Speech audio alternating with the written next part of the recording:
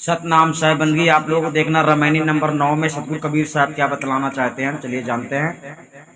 बांधे अष्ट कष्ट नौ सूता, जन बांधे अंजनी के पूता, यम के वाहन बांधे जनी, बांधे सृष्टि कहाँ लोगनी, बांधे देव 33 करोरी, सबरत लोह बंद गौ तोरी, राजा सबरे तुरिया चढ़ी, पंथी सबरे नाम ले बड़ी, अर्थ बिहुना सबरे नारी, प्रजा सबरे भूमि झारी, बंदी मनावे ते फल पावे, बंद दिया सो दे, कहाँ कबीर सो उबरे जो निष्बासर नाम ही ले।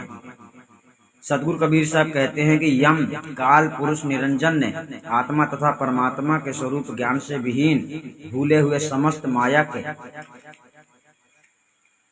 पुत्र जीवों को अनेक प्रकार के मायिक साधन बंधनों में बांध दिया है। अब उन बंधनों का विवरण करते हैं। प्रथम बंधन तो अष्ट धातु में जब स्थूल शरीर के साथ शब्द स्पर्श रूप रसगंध ये पंच विषय रूप पंच तन्मात्रा और मन बुद्धि चित्त अहंकार ये चार अंतःकरण इन नौ तत्व रूप सूत्र ये संयुक्त सूक्ष्म शरीर से सबको बांध दिया, जिसके कारण किए हुए कर्मानुसार दैहिक दैविक और भौतिक ताप रूपी अनेक प्रकार के कष्ट भोग रहे हैं। इसी प्रकार दूसरा बंधक यह है कि 5 क्लेश अविद्या अस्मिता अभिनिवेश राग और द्वेष तथा रजोगुण सतोगुण और तमोगुण इन 8 कष्टों के भी बंधनों में सबको बांध दिया। तीसरा बंधन ये कि योगादि साधन से कष्टकारक अष्ट सिद्धि और नौ निधि आदि के सूत्र रूप रस्सी में सबको बांध दिया।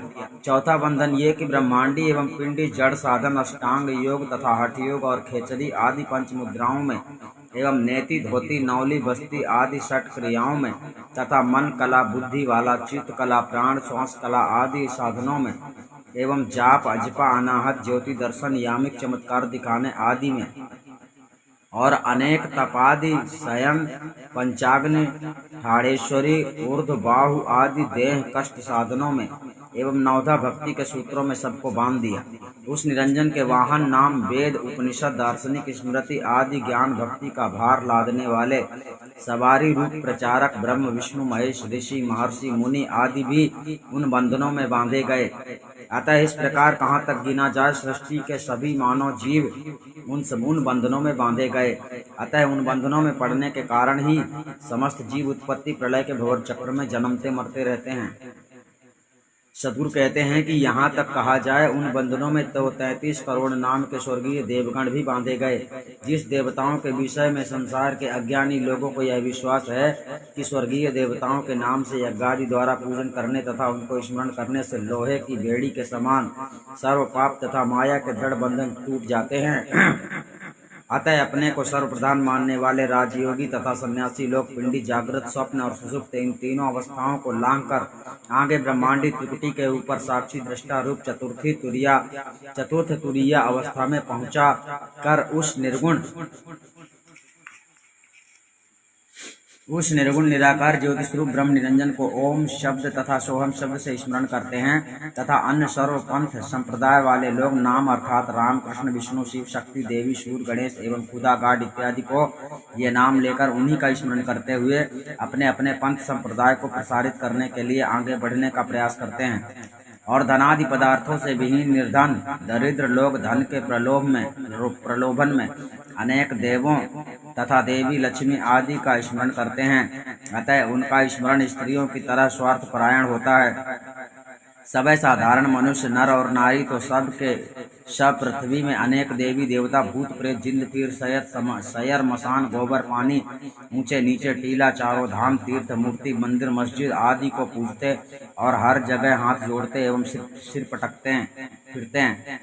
जन्म मरण आदि बंधन में पड़े हुए अज्ञानी जीव जो यज्ञ कर्म द्वारा अग्नि वायु इंद्रादि देवताओं को वंदना करके मानते हैं तो वह स्वर्गादि फल को पाते हैं। और उन देवताओं की वंदना करके जो उसने दान में अन्न वस्त्र तथा सुवर्णादि जो कुछ दिया है वही कर्म फल के रूप में उसको वह देवता लोग देते हैं। जो देवता लोग स्वयं अज्ञान कर्म के बंधन में हैं उनका पूजन तथा वंदना स्मरण करने से अपने को बंधन रूपी फल ही प्राप्त होता है।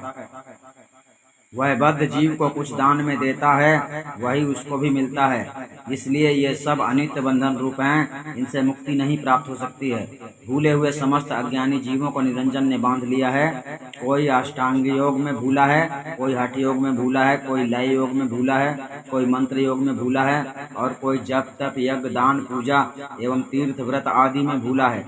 इस प्रकार समस्त संसार भूल में पड़ा हुआ है। बहुत से मनुष्यों को यह विश्वास है कि हम लोगों को देवी देवता पापादि कर्मों से छुड़ा लेंगे, किंतु देवी देवता तो स्वयं ही चेतन स्वरूप ज्ञान से विहीन भूल बंधन में हैं। जो योगी सन्यासी प्रकृति मंडल में ब्रह्मांडी तुरीयातीत अवस्था के सुखानंद का अनुभव करते हैं और उसी में स्वयं आपको जीवन मुक्त आनंद स्वरूप मानते हैं, यह उनकी भूल तथा भ्रम है।